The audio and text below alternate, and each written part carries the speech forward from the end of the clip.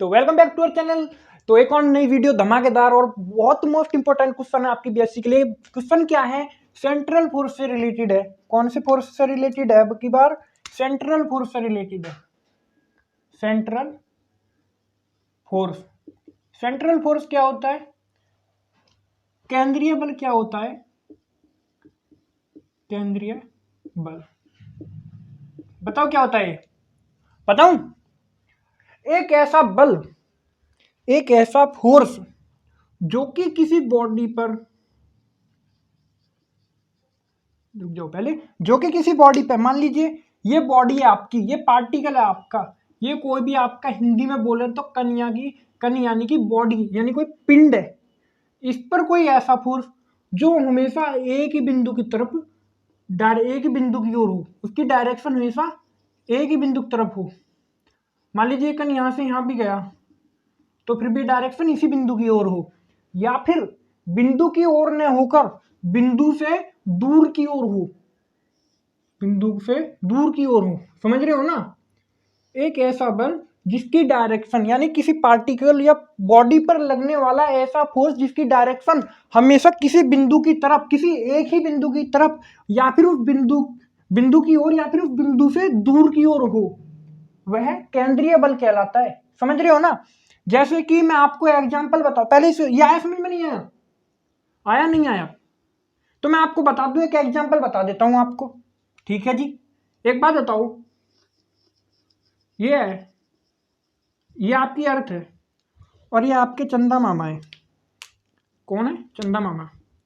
तो इन पर जो फोर्स लगता है हमेशा अर्थ के सेंटर की तरफ लगता है। कहां पर लगता है? अर्थ के सेंटर की तरफ। कहां पे लगता है? अर्थ के सेंटर की तरफ। कहां पे लगता है? अर्थ के सेंटर की तरफ। कुछ समझे? जब ये रोटेशन करते रहते हैं तो इन पे जो फोर्स लगता है वो हमेशा अर्थ के सेंटर की तरफ लगता है। एक एग्जांपल हो गया, कौन सा फोर्स है? ग्रेविटेशनल फोर्स है इनके बीच। अभी केंद्र बल का भी काम करता है ना? ठीक है।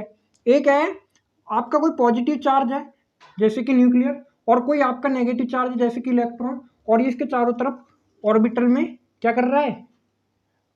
मतलब वो कर रहा है, मोशन कर रहा है अपनी वेलोसिटी से कोई। ठीक है। तो इस पे जो भी बल लगता है, अट्रैक्शन का बल लगता है, इसी बिंदु की तरफ होगा, कहीं भी चला जाए न्यूक्लियस की तरफ इस पर बल लगेगा। यानी कि एक ऐसा बल जिसकी डायरेक्शन हमेशा किसी बिंदु की ओर या फिर किसी बिंदु से दूर की ओर हो, तो वह बल कौन सा बल कहलाएगा? केंद्रीय बल कहलाएगा, सेंट्रल फोर्स कहलाएगा वह फोर्स। ठीक है जी। अब एक चीज और देख लो, ये जो फोर्स होता है इसको लिखते कैसे हैं? मान लीजिए एफ वेक्टर आपका, ठीक है, मैंने एफ सी लिख दिया, तो ये पता क्या होगा? पहली बात तो बिंदु से बॉडी की जो डायरेक्शन का वेक्टर था आर वेक्टर मान लीजिए, तो आर वेक्टर की डायरेक्शन मान लेते हैं आर कैप। आर कैप क्या होगी? आर कैप होती है आर वेक्टर अपॉन में आर का मोड। मोड बोलते हैं रिजल्टेंट को। ठीक है। तो इससे दूर की ओर की डायरेक्शन है या इसके ओर की, इसकी तरफ की डायरेक्शन है, तो कोई कांस्टेंट होगा। कांस्टेंट की जगह हम कांस्टेंट नहीं, सॉरी, फलन होगा, कोई फंक्शन होगा।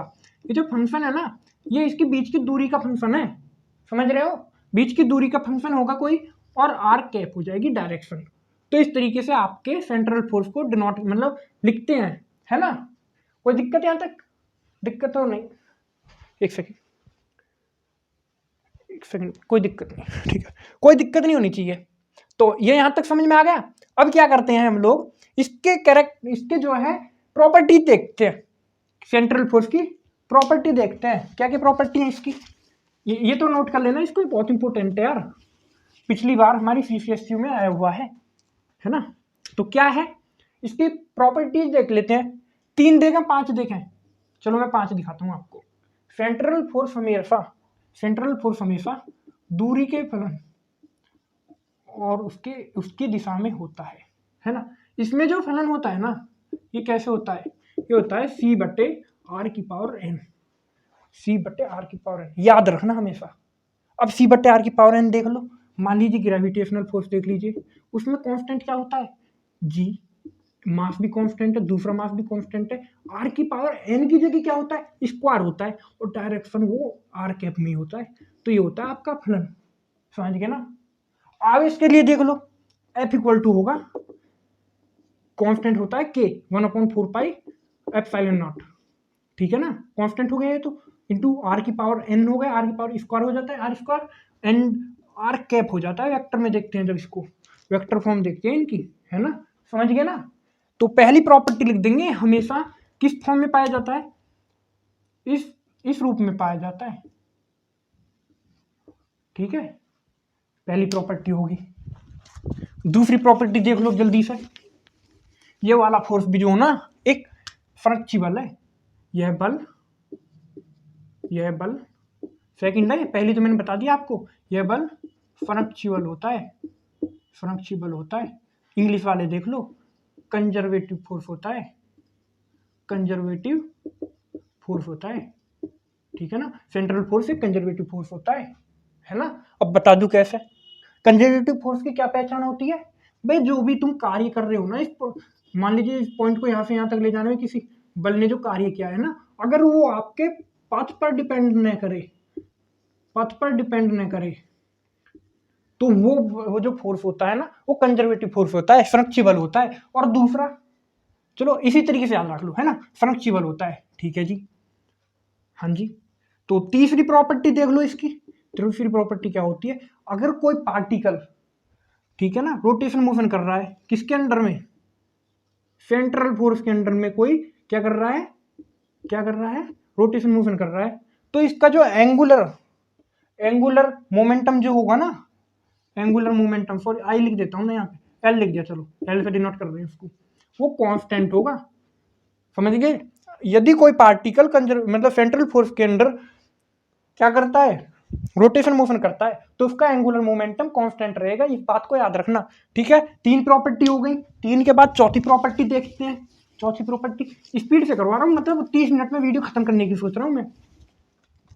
तीसरी प्रॉपर्टी होगी, क्या भी होगी, पहली दूसरी तीसरी होगी थी, चौथी प्रॉपर्टी देख लो, क्या है चौथी प्रॉपर्टी, कि यदि कोई पार्टिकल सेंट्रल फोर्स के अंडर में कौन सी मोशन कर रहा है, रोटेशन मोशन कर रहा है, रोटेशन मोशन का हिंदी में पता है क्या कहते हैं, घूर्णी, भाई राइटिंग पे फोकस मत करो, फीलिंग्स को समझो, घूर्णी गति कहते हैं, ठीक है। घूर्णी गति क्या होती है, सेंट्रल फोर्स के अंडर में अगर रोटेशन मोशन कर रहा है तो उसकी जो वेलोसिटी होगी ना, ये वेलोसिटी जो होती है लीनियर वाली, मतलब वेलोसिटी जो होती है जिसको वी से डिनोट करते हैं, वो क्या होगी, एक ही प्लेन में होगी, वेलोसिटी क्या होगी, एक ही प्लेन में होगी।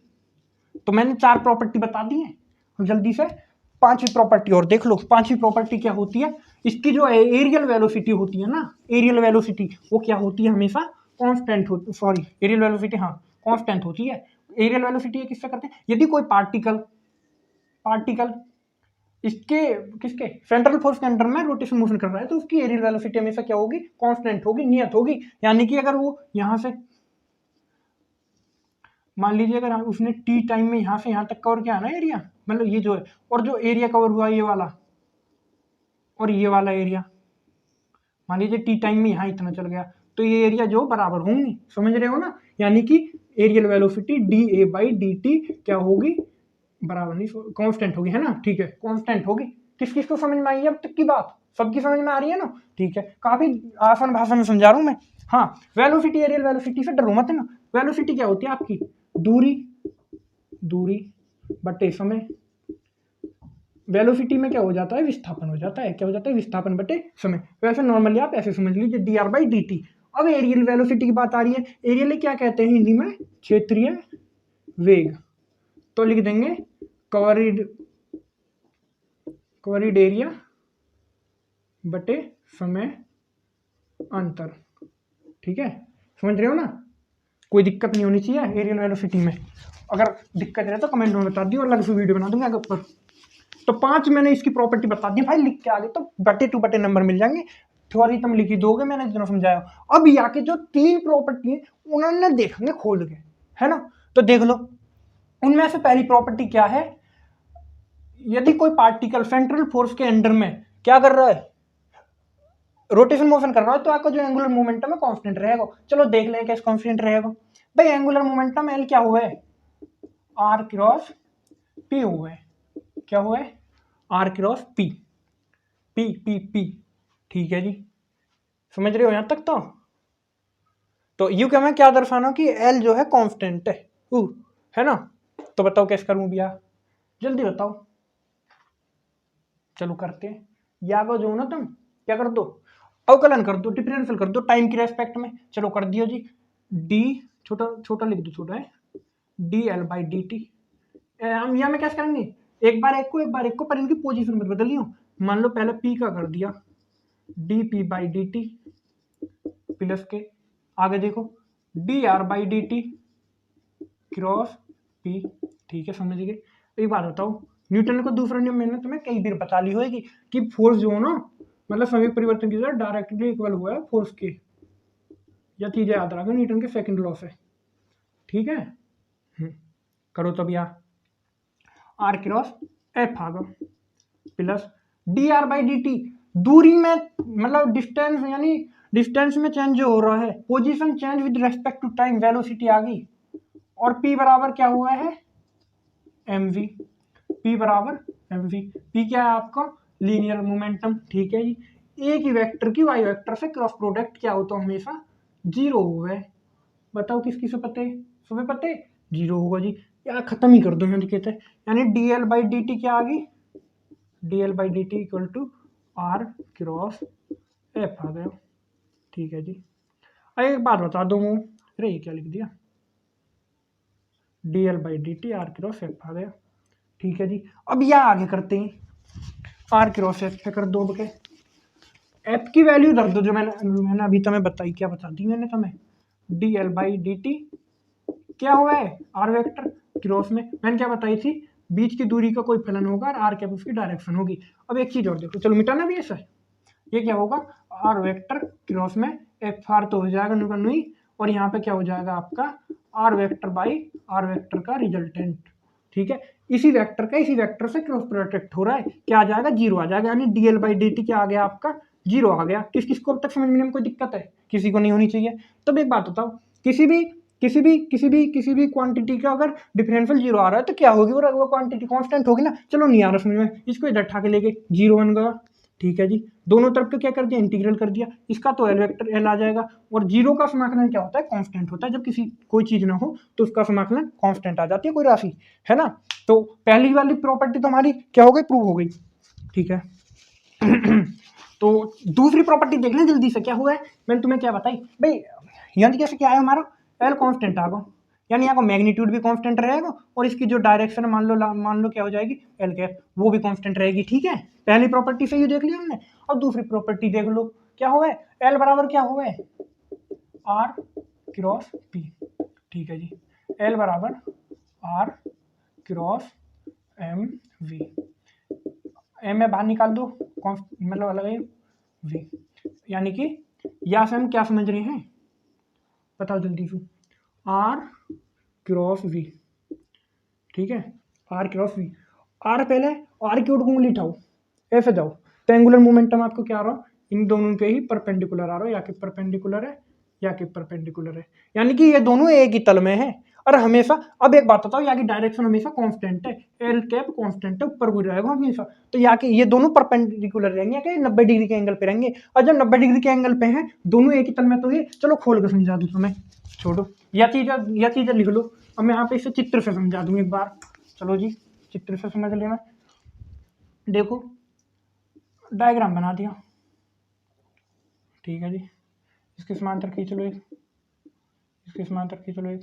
ठीक है जी, मान लो कोई पार्टिकल यहाँ है, वो वी वेलोसिटी से कर रहा है, वेलोसिटी वेग उसका वी वेलोसिटी से। ठीक है जी, एम उसका मास भी है, ये उसकी आर पोजीशन है, इसको आगे बढ़ाते लेंगे तो ये आर के आ जाएगी इसकी डायरेक्शन। ठीक है, तो आर वेक्टर इस तरफ होगा ना, ये थीटा एंगल से है। तो एक बात बताओ, इसका जो हम वो देखते हैं, क्या देखते हैं, एल क्या होता है, आर क्रॉस में पी, यानी कि इक्वल टू आर क्रॉस में एम वी। ठीक है जी, आर की डायरेक्शन में जाओ, आर की डायरेक्शन में गए जी, तुम्हारी तरफ है, इस तरफ है, इस तरफ। अब वी की तरफ घुमा दो उंगली में, डायरेक्शन किधर आ रही है, एल की ऊपर आ रही है, ऊपर की तरफ रहेगा एल। एल क्या है, एंगुलर मोमेंटम। ठीक है जी, अब हम पहले लिखा चुके हैं, एल कैप क्या है, कांस्टेंट है, और यू हमेशा यही डायरेक्शन में रहेगी। तो एक बात बताओ, ये हमेशा जब इसी डायरेक्शन में रहेगी तो ये इसके परपेंडिकुलर होंगे दोनों। और परपेंडिकुलर है, लंबवत है, यानी कहीं चले जाओ, इंगे चले जाओ, भाई घूमते हुए चले जाओ, रहेंगे 90 डिग्री। मान लो मेरा सिर्फ जो एंगुलर मोमेंटम है और ये वेलोसिटी है, तो ये किधर भी चले जाओ रहेगा 90 डिग्री के एंगल पे ही, समझ रहे हो ना, 90 डिग्री के एंगल पे रहेगा, इसी प्लेन में रहेगा जिस प्लेन में जा रहा है, सॉरी, तो किस प्लेन में रहेगा, एक्स वाई मान लेते हैं इसको, जेड में हो गया तो एक्स वाई प्लेन में ही रहेगा ये हमेशा। तो कौन दूसरे में हो गया एक ही तल में गति करेगा। तो भाई मैं खोल के समझा रहा हूँ और जितनी जल्दी हो सके, तुम्हारे पेपर भी जल्दी है, हमारे पेपर भी जल्दी है, तो जितनी जल्दी हो सके उतनी जल्दी समझा रहा हूँ। तीसरी प्रॉपर्टी देख लो, तीसरी प्रॉपर्टी मैंने कहा बताई तुम्हें, एरियल वेलोसिटी कांस्टेंट रहेगी, यानी कि D A by D T क्या रहेगी, कांस्टेंट रहेगी। तो यहाँ मैं तुम्हें पहले बता दूँ तो तुम्हें दिक्कत ना हो, कांस्टेंट रहेगी। ये क्या होता है ए वेक्टर में, पहले मैं तुम्हें बता दूँ, ध्यान से देख लिया चीज है, कोई वेक्टर ए है और कोई वेक्टर बी है, इसी तरीके से इधर भी ले देते हैं हम, इधर भी ले देते हैं, ये क्या बन जाता है आपका, रेक्टेंगल बन जाता है। वेक्टर ही ना मान लो कुछ देर के लिए, ठीक है। अगर हम इस रेक्टेंगल का क्या निकालते हैं, क्षेत्रफल निकालते हैं, ए क्या आ जाता है आपका, ए क्रॉस बी आ जाता है। क्रॉस प्रोडक्ट किस चीज के इक्वल होता है, इनके किस चीज के इक्वल होता है, ए क्रॉस बी के क्रॉस प्रोडक्ट होता है ना। अब मान लीजिए मैं पूछूं इस वाले ट्राइंगल का बताओ बस, तो क्या कर दोगे आप, इसका आधा कर दोगे, ये चीज याद रखना, मक्खन नहीं कतई, ठीक है, यहाँ तक है, ठीक है। जल्दी देखो जल्दी देखो जल्दी देखो जल्दी जल्दी, क्या है, और देखो क्या करना है, हाँ एरियल वेलोसिटी कांस्टेंट दिखानी है। चलो देखते हैं, मान लीजिए कोई पॉइंट है, इसके चारों तरफ है कोई बॉडी, सर्कुलर मोशन में देख लो, मान लीजिए जैसे कि ये पृथ्वी है, ये हमारा मून है, ठीक है, यहाँ पर कोई पार्टिकल है, मान लीजिए आर पोजीशन है इसकी, आर वेक्टर है। एक बात बताइए, मान लीजिए कुछ टाइम टी टाइम चल करके ये यहाँ से यहाँ पहुँच गया, यानी डी टी टाइम, यानी छोटे से टाइम में देख लो, कितने टाइम में, डेल टी टाइम में देख लो, चलो तो इसने मान लो डेल आर कर ली कवर, चलो मान लिया कर ली, डेल आर वेक्टर भी है, तो यहाँ पे बताओ इतनी कवर कर ली, ये तो वेक्टर होगा, वेक्टर के ट्राइंगल एडिशन के लॉ से बता दो ये कितना हो जाएगा, ये हो जाएगा आर वेक्टर प्लस के डेल आर वेक्टर। किसी को कोई दिक्कत है यहाँ तक, दिक्कत नहीं होनी चाहिए। ये क्या बन गया, एक ट्राइंगल बन गया, मान लो O A B, area of O A B, triangle O A B. तो बताओ भी हमसे कोई दिक्कत नहीं होनी चाहिए, बता दो 1/2 आर क्रॉस डेल आर, कोई दिक्कत नहीं, पहले बता दी भाई मैंने हमारे। तो क्या हो जाएगा, क्षेत्रफल बताओ भाई, छोटे से स्थापने वाला छोटा सा क्षेत्रफल आएगा, चिट्टक सा, ये जो क्षेत्रफल आएगा ना चिट्टक सा आएगा, क्योंकि छोटे से टाइम में देख रहे हैं, तो क्या आ जाएगा, del A equal to R cross del R half, इसका हाफ हो जाएगा, आधा हो जाएगा, है ना, ठीक है जी।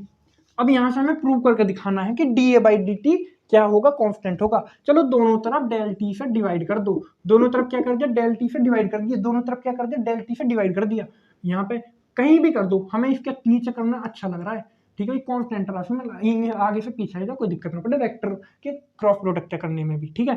तो आगे चले गए बे, एक बात मान लो, नॉर्मली तुम क्या रखते हो, डेल टी डी टी बदलता है, पर ऐसा हुआ क्यों, डेल टी जब टेंस टू 0 हुआ है ना, तो लिमिट रख के है किस चीज में बदल देंगे, किस चीज में बदल देंगे, D A by D T कर देंगे, D A by D T कर देंगे भाई, तो कर दिया जी, चलो R cross D R by D T, चलो ठीक है।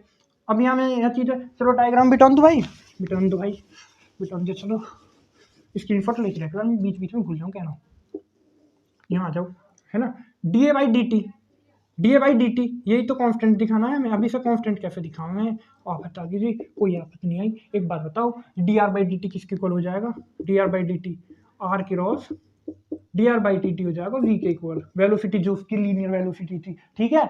आगे बता दो 1/2, एक बात करो तुम, ऊपर एम से मल्टीप्लाई कर दो, नीचे एम से मल्टीप्लाई कर दो, क्या हो जाएगा, एम वी में जब होगा तो आर क्रॉस पी बन जाएगा, और आर क्रॉस बी के भी तुम्हें फायदे दिखा दूंगी, क्या हो जाएगा, 1/2 एम आर वेक्टर क्रॉस में एम वी वेक्टर, ठीक है जी, क्या बन गई हूँ। आगे देख लो, ऊपर लिख लेते हैं दोबारा, तुम स्क्रीन शॉट लेते रहो फटाफट फटाफट भाई, यहाँ पे कॉन्सेप्ट क्लियर हुआ है, बेसिक बेसिक तरीका से, क्या क्लियर हुआ आपका, कॉन्सेप्ट क्लियर हुआ है, कॉन्सेप्ट आ जाओ, 1/2 M D A by D T है ना इस तरफ, हाँ, इक्वल आएगा 1/2 एम आर टू एम भी तो है पी। एक बात बता दो, मूवमेंट ऑफ मोमेंटम क्या आ जाएगा, क्या है यार, तो D A by D T क्या आ जाएगा आपका 1/2m की 1/2m एल वेक्टर। अब एक बात बता दूं, मैं थोड़ी देर पहले मैंने क्या सिद्ध कर चुके हैं, कांस्टेंट मास भी क्या है कांस्टेंट, तो D A by D T क्या हो जाएगा कांस्टेंट हो जाएगा।